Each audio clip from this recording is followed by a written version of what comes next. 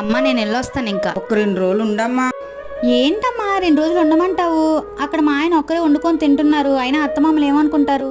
ఎందుకక్క అమ్మ మీద అరుస్తున్నావు? ఇప్పుడు నువ్వు ఇంటికి వెళ్ళిపో, అంతే కదా, తీసుకెళ్ళిపో, వెళ్ళిపో, బాయ్.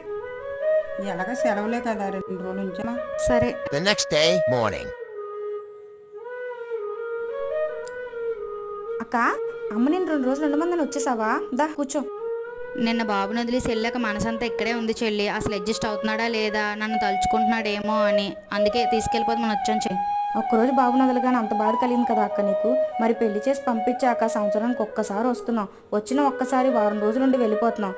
అలా వెళ్లే ముందే అమ్మకి మళ్ళీ నా కూతురు రావడానికి సంవత్సరం పడుతుందా అనే బాధలో ఒక్క 2 రోజులు ఉండు అని అడగగానే నిన్న ఎంత చిరాకు పడ్డావు. ఇప్పుడైనా అమ్మ ప్రేమ అర్థమవుతుందా?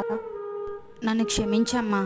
ఒక్కరోజు బాబుని వదిలి ఉండలేకపోయినప్పుడు నాకు తెలిసింది. ప్రతిసారి నేను వెళ్ళేటప్పుడు ఎందుకు కొన్ని రోజులు ఉండమంటావో ఇప్పుడు అర్థమైందమ్మా నాకు కన్న ప్రేమ.